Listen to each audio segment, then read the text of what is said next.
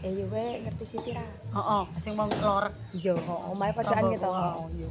Anu jahitane lak ketoke rame yo, koyo ora kendhat yo, mesti wong Lah enek iya. jahitke ditukeh yo. Heeh. Mosok pendak dino ki aku anggere ngerti ngono blonjo Mbak Diki gur tempe, tahu, tempe, tahu. Ah, anake mula ya kaya wong cacingan.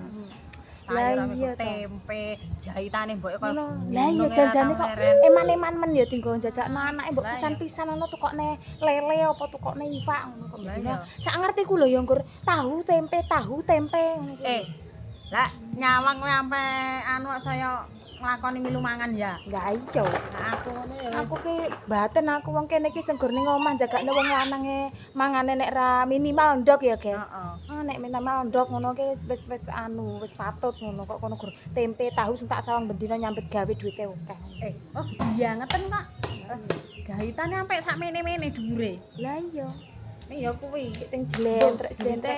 Nek cerita lho jarene garapane rame kesel ngono kok bendina gur panganane gur tahu karo Sik mben arep munggah kaji piye to? ya wis melu didongakne ngono. Lah iya.